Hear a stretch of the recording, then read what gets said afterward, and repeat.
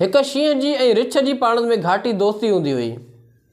ही झंग में गॾु घुमंदा हुआ, कचहरियूं कंदा हुआ, ॻाल्हाईंदा हुआ। सभई जानवर हिननि खां ॾाढो डिॼंदा हुआ, ख़ौफ़ कंदा हुआ ऐं परे भॼंदा हुआ। हिकिड़े ॾींहुं ही गॾु ई हुआ त हिननि खे हिकु हरणी नज़र आई, जंहिंजो हिननि ॿिन्ही गॾिजी शिकार करे विधो। हरणीअ जो हिननि शिकार त कयो, पर शींहं जे दिलि में अची लालच वेठी त मां झंग जो बादशाह आहियां, जेकॾहिं रिछ मूंसां गॾु न हुजे हा तॾहिं बि हरणी को मुंहिंजे लाइ मसइलो त न हुई। हरणीअ खे त मां अकेलो बि शिकार करे वञा हा।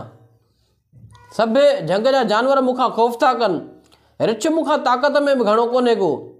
उन जे करे मुंहिंजे ख़्याल में बहितर इहो थींदो त मां रिछ खे हिसो न ॾियां। रिछ जे बि ज़हन में अची इहा ॻाल्हि वेठी, लालच वेठी त जेकॾहिं मां शींहं जे बराबरि न आहियां ऐं झंग जो बादशाह न आहियां त शींहं खां घटि त न आहियां, ताक़त में मां शींहं खां घटि न आहियां। काफ़ी झंग जा जानवर मूंखां बि डिॼनि था, मां बि लॻभॻि शींहं जेतिरो हां। उन जे करे जेकॾहिं अॼु हरणीअ जे शिकार मां शींहं खे हिसो न ॾियां त अकेलो मौजूं कंदुसि ऐं खाई ठहो कंदुसि।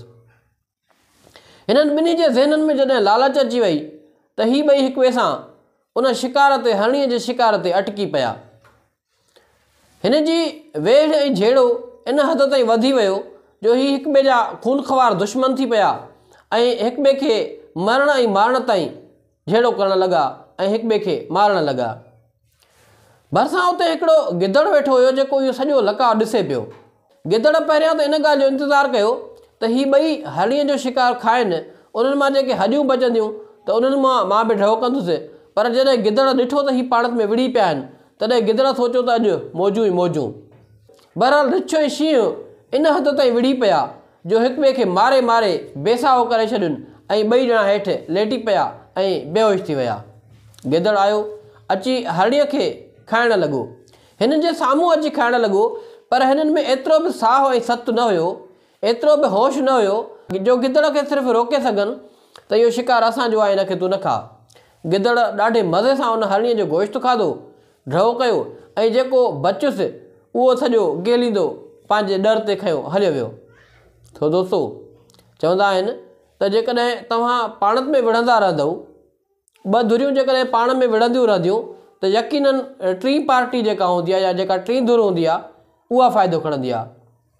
असांजे मुआशिरे में अक्सर इहो थींदो आहे त जॾहिं कंहिं बि बिरादरीअ में ॿ धुरियूं पाण में विढ़ंदियूं आहिनि, हिक ई बिरादरी वारियूं, त टीं धुर उन मां फ़ाइदो वठण जी कोशिशि कंदी आहे। हिकिड़ी शइ इहा कंदा आहिनि टीं धुर वारा त या त अची उन्हनि ॿिन्ही जे ज़हननि में ऐं दिलनि में ग़लतफ़हमी पैदा कंदा आहिनि, अची उन्हनि खे वरगिलाईंदा आहिनि, या वरी उन्हनि खे पाण में विढ़ाए ऐं उन मां पाण फ़ाइदो हासिलु करण जी कोशिशि कंदा आहिनि।